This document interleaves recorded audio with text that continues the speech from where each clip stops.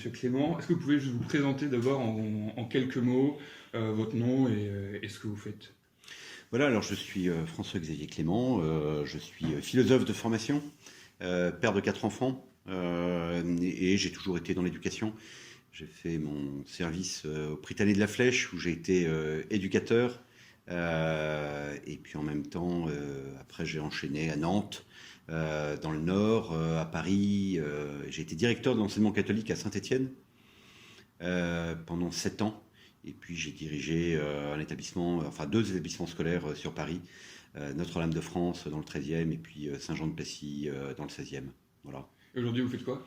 Et aujourd'hui, on va dire que je suis écrivain puisque j'ai écrit voilà, un livre qui s'appelle La Voie de l'éducation intégrale, mais c'est pas mon engagement de vie. Mon engagement de vie sera plutôt de développer un réseau d'éducation qui s'appelle Saint-Joseph Éducation et qui a pour but de déployer le principe de l'éducation intégrale, soit pour des établissements à créer, soit pour des établissements existants.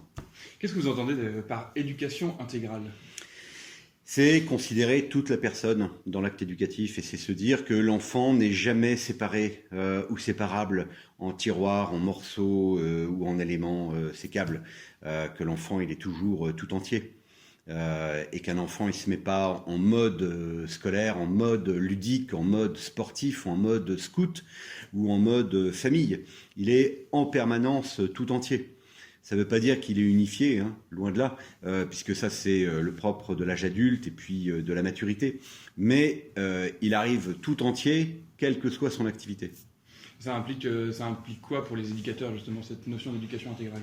Eh bien, ça implique de tenir compte de toutes les dimensions dans l'acte éducatif et de se dire que le chemin qui doit être emprunté par l'éducateur dans l'éducation intégrale doit viser le point le plus haut, en l'occurrence la cime de la vie, en l'occurrence l'espérance de la vie éternelle. Et vous dénombrez combien de dimensions dans l'enfant? Écoutez, il y a la dimension corporelle, tout d'abord, qui est avec toutes les sensations, avec sa sensibilité, et puis tout ce qu'il peut ressentir et recevoir du monde extérieur. Ensuite, il y a la dimension des sens internes, l'imagination, la mémoire, les passions. Il y a ensuite la dimension intellectuelle et rationnelle de l'acte de connaissance et puis de la volonté. Et puis enfin, il y a la dimension spirituelle, ce qu'on appelle traditionnellement l'âme, sa relation avec Dieu. Dans votre livre, vous parlez beaucoup du binôme, en tout cas de la relation entre la famille et l'école, entre les parents, les professeurs. Comment s'intègre le scoutisme dans cette division un peu binaire? Alors, moi je pense que le scoutisme est vraiment le trait d'union de la vie sociale d'un enfant entre sa vie familiale et sa vie scolaire. Quand on est scout, chrétien, on a un engagement à la fois dans la relation aux autres, dans la fraternité, par le respect de la loi scout, par les principes, par sa promesse, et on a un engagement qui va tenir d'une certaine manière dans la vie sociale, à l'extérieur de la famille, les valeurs, l'enracinement ou la question aussi de la foi, de la vie morale, au-delà du cercle de la famille. Et quand je dis que c'est un trait d'union, c'est que c'est pas un lieu scolaire, c'est pas un lieu comment dire d'une catégorie contraignante pour l'enfant. La plupart de ceux qui vont dans le scoutisme, les guides ou les scouts, ils vivent ça comme un environnement ludique et amical. Et c'est dans ce lieu ludique, amical, social, qu'ils vont trouver en plus des règles morales pour structurer leur vie. Moi, j'avoue, j'ai été chef. Et ce qui m'a peut-être un peu frappé dans votre livre, c'est en tout cas la question que j'ai envie de vous poser, quel rôle doivent jouer les parents avec les chefs? Quelle est la relation entre les parents et les chefs, entre ces deux, ces co-éducateurs, on a l'habitude de dire dans le scoutisme?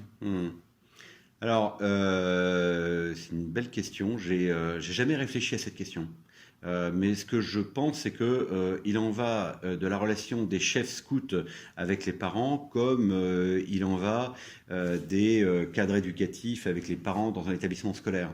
C'est que les parents restent toujours les premiers éducateurs des enfants.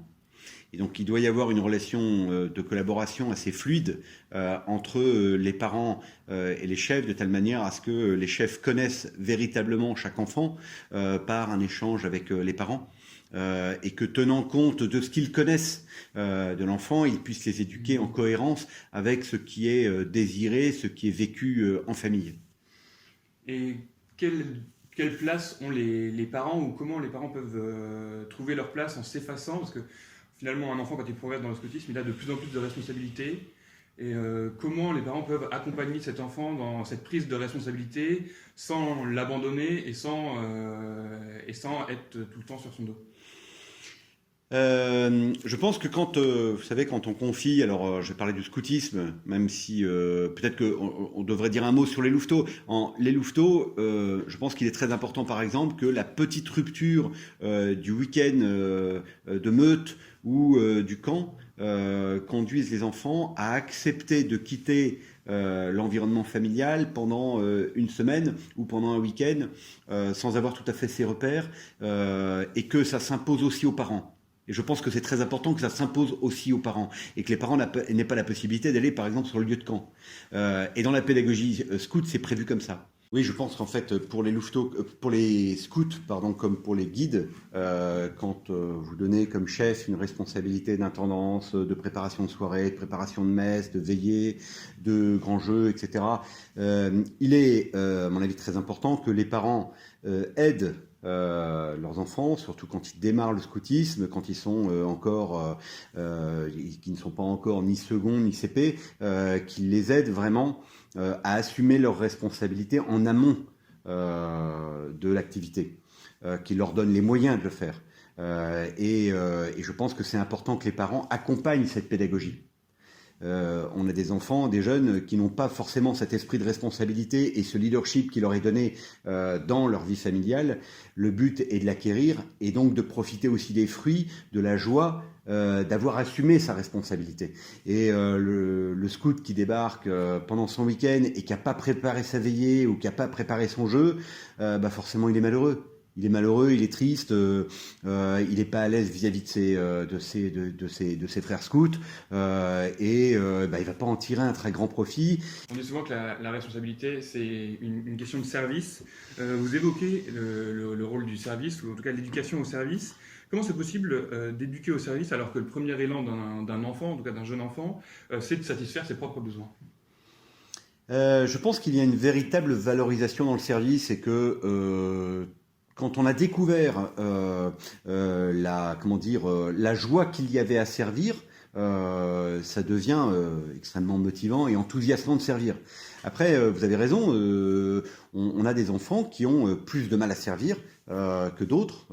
Moi, sur 4 enfants, j'en ai une qui est une enfant extrêmement serviable, qui est très engagée, qui aime à exister par le service dans la vie familiale ou dans les relations avec les autres, et même avec ses camarades, qui aime rendre service et qui aime ça. Et en revanche, les 3 autres, faut aller les chercher. C'est comme ça. Mais c'est vrai qu'en revanche, je pense qu'on peut aider un enfant à découvrir la joie du service, la joie du don, la joie de se donner lui-même. Et puis c'est une valeur pour toute la vie. Celui qui sait servir et qui sait s'engager va passer des étapes extraordinaires durant toute sa vie. C'est aussi un des sens de la pédagogie du scoutisme, la valeur de l'engagement. Est-ce que c'est important de s'engager pour grandir?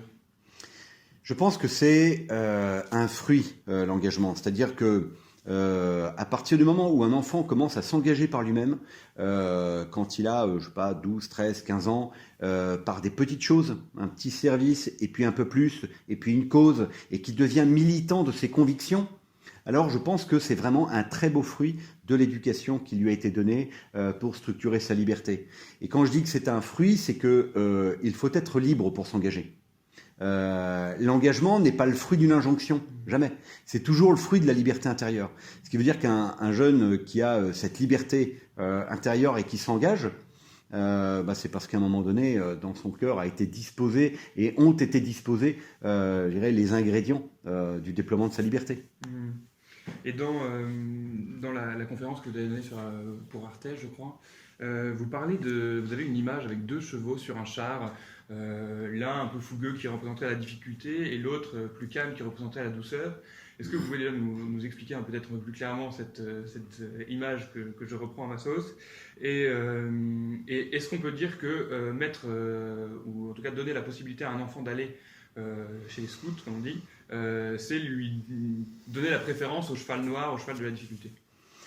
Alors, dans la vie humaine, j'ai traditionnellement, moi, habitude de dire que notre vie se gouverne un peu comme un attelage avec 2 chevaux, un cheval noir, un cheval blanc, et nous sommes le cocher pour diriger ces chevaux. Il y a un cheval noir qui a tendance à tirer à droite et qui est habitué à aller vers ce qui est difficile, vers ce qui est ardu, vers les terrains rocailleux, vers ce qui monte. C'est ce qu'on appelle l'irascible. C'est une passion qui nous conduit à aller vers ce qui est ardu. Et puis il y a le cheval blanc. Le cheval blanc, c'est celui qui va descendre, qui préfère les pentes gazonnées, qui préfère la zone de plaisir, qui va aller chercher ce qui est plus facile. C'est ce qu'on appelle le concupiscible. Irascible d'un côté, concupiscible de l'autre. Le cocher, qu'est-ce qu'il doit faire? Il ne doit pas fouetter l'un au détriment de l'autre. Il doit diriger les 2 chevaux de telle manière à les faire avancer droit. Et donc à utiliser l'énergie de l'un et de l'autre.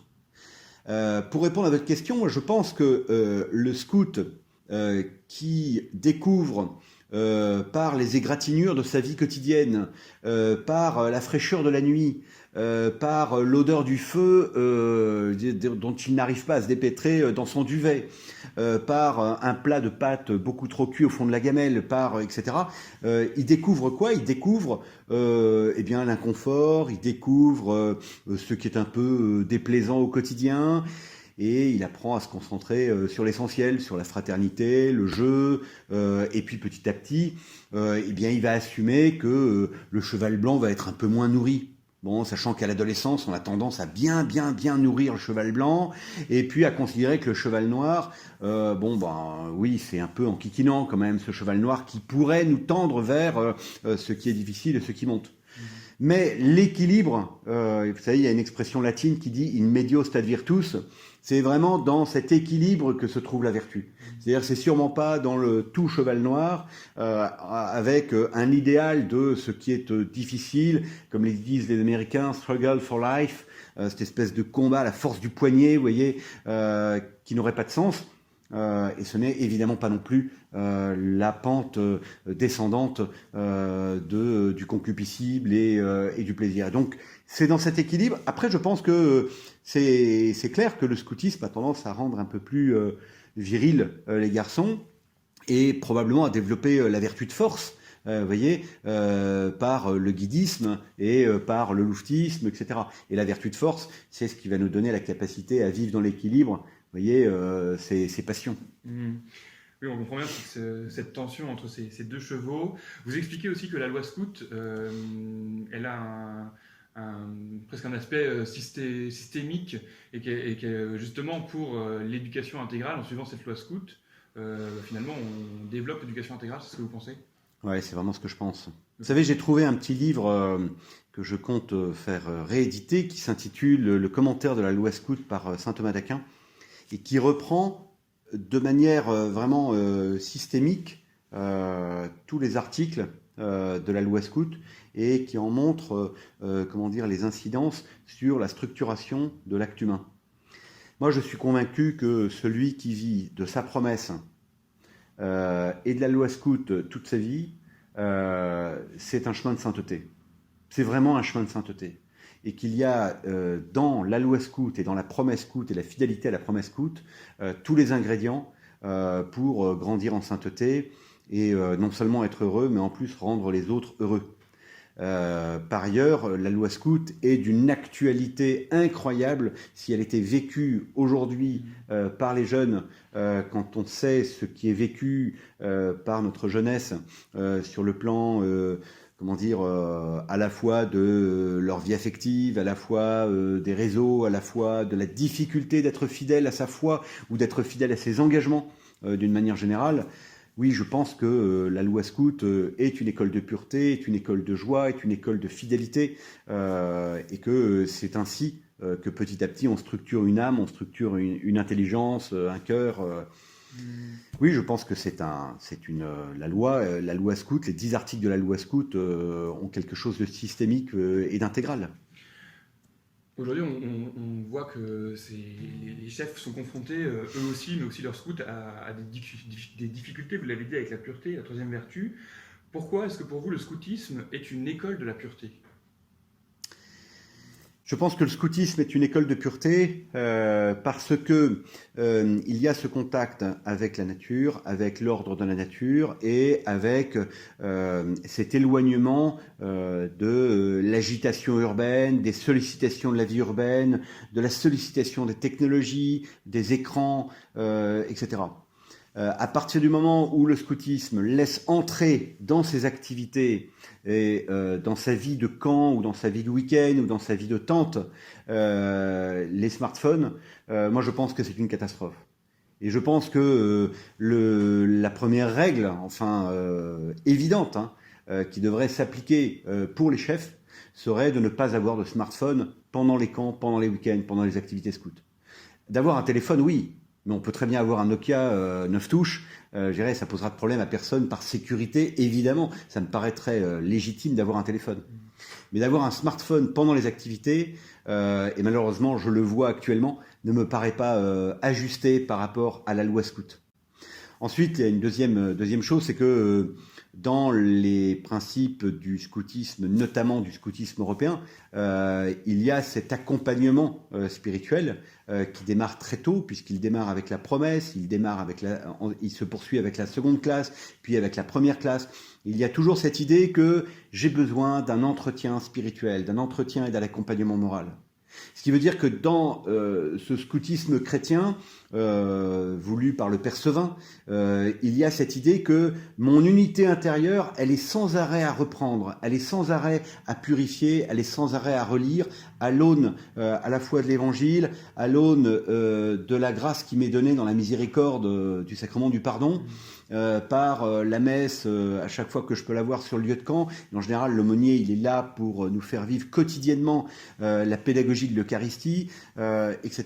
Et je pense qu'il y a là véritablement, je dirais, un chemin pour tout scout de vivre dans davantage de pureté. C'est pour ça que je pense que c'est très important d'être lucide sur l'actualité du scoutisme et sur comment on doit actualiser aussi le scoutisme en 2021 pour s'adresser à des jeunes de 2021 et qui ne sont pas les jeunes de 2011 ni les jeunes de 91, etc. C'est très intéressant ce que vous disiez. En fait, j'ai plein de questions, mais je pense que je ne vais pas pouvoir tout poser. Mais c'est même sur la pédagogie de l'Eucharistie, tout ça. Bon. Ah oui. Dans l'introduction, qui est écrite par Pierre-Édouard Sterrin, je crois, il y a des mots assez forts contre ce qu'il appelle les déconstructeurs, ou même contre les écoles qui préfèrent, je cite, un humanisme universel à une véritable élévation spirituelle. En quoi est-ce que l'éducation à la vie spirituelle est importante dans le scoutisme européen ? Je crois fondamentalement à l'éducation intégrale. Et que pour éduquer intégralement un enfant, il faut absolument pouvoir intégrer la dimension de l'espérance de la vie éternelle. Et s'il n'y a pas l'espérance de la vie éternelle explicitement dès le départ inscrite dans les actes et les gestes éducatifs des chefs à l'égard de leurs subordonnés dans le scoutisme, alors je pense qu'on sera dans une activité qui aura pour but soit de l'occupationnel, soit uniquement ludique, soit une très belle colonie de vacances. Mais je suis pas sûr que, je suis même certain, pardonnez-moi, que la pédagogie de Baden-Powell ou du Père Sevin dépassait largement le camp de vacances. Et pourquoi ? Parce qu'il y avait cette élévation vers les cimes. Pourquoi très souvent l'image que l'on prend des aumôniers scouts et l'image de la montagne ou l'image de la mer, c'est vise les cimes ou avance au large. Mais c'est très christocentrique, c'est-à-dire que c'est vraiment l'idée que l'on va progressivement dans la vie scout apprendre à conformer sa vie au Christ, tout simplement. Ça fait penser à Versus Alto ou des choses ouais, c'est ça. Et puis au Père Hiverna, je ne sais pas si vous avez connu. Je propose que dans une partie beaucoup plus rapide, on fait juste une espèce de questionnaire de Proust assez rapidement sur vous et le scoutisme. Donc voilà, c'est quoi votre parcours scout? J'ai été louveteau, j'ai été scout à la première Chatou, donc dans les Yvelines. Et puis après, j'ai été routier. Et puis, j'ai en plus participé à des CEP. Et j'ai été formateur ou conférencier, soit au niveau national, soit au niveau régional. Quand vous étiez scout, c'était quoi votre cri de patte? Aigle foncé agit. Est-ce que vous avez une anecdote qui pourrait résumer votre vie scout ou qui pourrait nous donner une illustration un peu de ce que vous avez vécu chez les scouts? Alors j'ai une anecdote, oui, assez belle. Un jour, j'étais parti avec les routiers pour aller jusqu'à Randol, qui est une magnifique abbaye bénédictine en Auvergne. Et il se trouve que je suis parti, j'habitais dans les Yvelines à l'époque avec mes parents. Je suis parti pour prendre le train et malheureusement j'ai loupé mon train. À l'époque il y avait 2 trains dans la journée pour descendre jusqu'à Clermont-Ferrand. Et donc mon père m'a dit bah écoute tu te débrouilles. Je l'ai appelé de la cabine téléphonique parce qu'à l'époque il n'y avait pas de téléphone portable. Je l'appelle de la cabine téléphonique et mon père me dit bah écoute tu te débrouilles, t'attends le prochain et tu prends le prochain train. J'ai donc pris le train suivant. Sauf que le train suivant me faisait arriver, on était le 26 décembre, c'était un camp itinérant entre La Bourboule et Randol, me faisait arriver en fin de journée et donc nuitamment. Et là, je suis arrivé en espérant retrouver mes petits camarades de jeu, les autres routiers. Je les ai pas retrouvés tout de suite. J'ai marché dans la neige, le col de la Croix-Saint-Robert, lac Chambon, etc. Bon, j'ai progressivement pu rejoindre mes camarades scouts, mais en fait, j'ai marché pendant presque toute la nuit au col de la Croix-Saint-Robert dans 80 cm de neige. J'étais tout seul. Heureusement, j'avais un duvet qui allait bien, qui était suffisamment chaud pour me protéger. Donc j'ai pu trouver à un moment donné un abri à bestiaux dans un champ qui m'a permis d'être malgré tout en dehors d'un terrain neigeux. Ce que j'ai vécu à ce moment-là m'a conduit à vraiment... D'abord, je me suis demandé si j'allais y rester parce que voilà, j'avais 18 ans ou 19 ans, je sais plus. Mais on se pose forcément des questions en pleine nuit comme ça, dans 80 cm de neige. Il faisait un froid glacial. J'ai aucune idée du temps qu'il faisait, de la température, mais ça pose vraiment des questions un peu radicales sur la question de la vie. Et c'était en quelque sorte un second raid de première classe. J'y ai trouvé une relation à Dieu et la présence de Dieu et la grâce de la présence de Dieu pendant cette soirée et cette nuit de marche. Et ça ne m'a jamais manqué et ça ne m'a jamais quitté depuis. C'est-à-dire que je dois beaucoup d'abord à cette marche tout seul dans la nuit. Marcher dans la nuit, c'est quelque chose de très particulier. Je l'ai fait très rarement dans ma vie. Mais ça a été un moment extrêmement fort que je n'avais pas recherché par définition. Et même s'il y a eu un ou deux moments d'angoisse, il a été complètement déposé dans le cœur de la prière et qui m'a permis effectivement après de rendre pleinement grâce quand je suis arrivé à Randol 2 jours après. Quoi. Wow. Est-ce que vous avez un modèle ou une figure qui vous inspire? Ouais, la figure scout qui m'inspire beaucoup et qui m'a profondément marqué, c'est celle de Bernard Hioux. Qui était un grand chef routier que seuls des grands anciens ont pu connaître. Et Bernard Hioux, il appelait les routiers mes seigneurs, avec une voix extraordinaire. Et tous ceux qui sont allés à Vézelay pour un départ route avec Bernard Hioux s'en souviennent à vie. C'était un chasseur alpin à l'origine. Et il a donné toute la fin de sa vie pour le scoutisme et pour être patron des routiers Europe en France. Okay. Est-ce que vous avez un mot de la fin? Je pense que le scoutisme est une école de vie qu'il est possible de valoriser familialement, mais surtout professionnellement. Et je pense que tous ceux qui ont été scouts doivent en être fiers et ne pas hésiter à le dire en entretien, pour se présenter dans un job et prendre des responsabilités. C'est une magnifique école de leadership vertueux.